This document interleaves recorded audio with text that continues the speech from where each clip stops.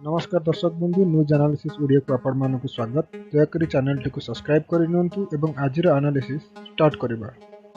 दर्शक बंधु एटा गोटे अपडेट न्यूज मु आपण मानक दउची मे 29 तारीख गृह मंत्रालय तरफरु एक विज्ञप्ति जारी हेतला माने कि गत काली जो नियम पालन होइथिला 2019 रे CAA माने सिटीजनशिप अमेंडमेंट एक्ट अर्थात नागरिकता संशोधन अधिनियम एही विषय रे गत काली मे 29 2021 रे गृह मंत्रालय तरफ एक विज्ञापन जारी रही।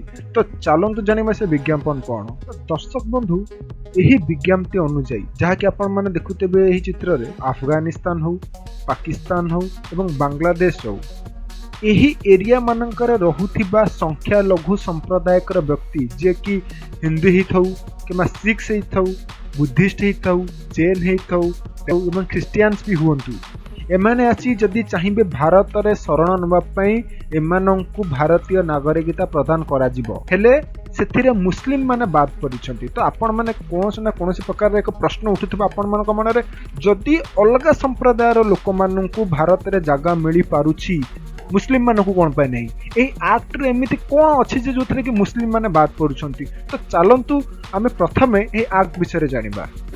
हिंदू सिख जैन पारसी बौद्ध और ईसाई समुदाय के ऐसे प्रवासियों के लिए भारतीय नागरिकता का रास्ता खुलता है जो धर्म के आधार पर अपने देश में प्रताड़ित हुए हैं।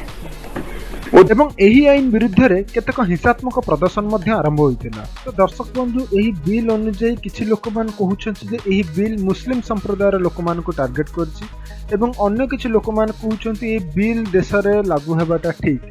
तो ठीक किए एवं भूल किए। सिटीजनशिप अमेंडमेंट बिल अनुसार जे पड़ोसी देशर धार्मिक निर्यातना रु पलायन करि आसुथिबा व्यक्ति माने भारत रे आश्रय नहीं परिबे एवं जदि भी से माने भारत रे आश्रय नेले से माने भारत रा संविधान को भारत रा आईन को एवं भारत रा श्रृंखला को जदि सम्मान भी करिवे तांकु भारत रे नागरिकता प्रदान करा जिवो एवं एथिरे मुस्लिम मेजोरिटी कोन पई बात पड़ेले। तो चलंतु जानिबा एवं एही बिल रो 1955 माने 1955 मसिहार एक्ट अनुसार आपनकु जने भारतीय नागरिक हेबा पई भारत रे जन्म एवं भारत रे पंजीकरण होइथिबा दरकार भारत रे प्राकृतिकरण होइथिबा दरकार अथवा भारत रे विस्तारित वासस्थान अथवा आपनक घर भारत रे थिबा दरकार एवं भारत रो अंचल माने आपण जो जगह रे रहउछंती से जगह रा कागज पत्र एवं विभिन्न प्रकार रो स्टेटमेंट आपनको दबाव पड़िबा आपनको भारतीय नागरिकता को प्रूफ करिया पई। एवं सरकारक एही CAA बिल रे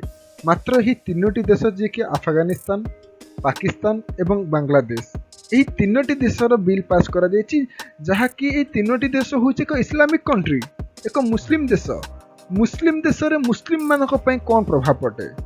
तो सरकार यही बिल रे एइटा भी कहिछि कि जदि यही तीनोटी देश मानक मध्य रे रहुथिबा अलगा संप्रदायर लोक अलगा जाति रे लोक मुस्लिम के छाड़ी की एई माने जदि कोनोसी प्रकार निर्यातना पाउथिबे से माने आसी भारत रे रही पारंती। तो दर्शक बंधु प्रोटेस्ट करूथिबा लोक कोन कहउचंती चलंतु तांको कथा भी टिके सुनि रखिबा। हम बोलते हैं वंदे मातरम, हम बोलते हैं जय हिंद, हम सब कुछ बोलते हैं। कौन कहता है नहीं बोलते हम।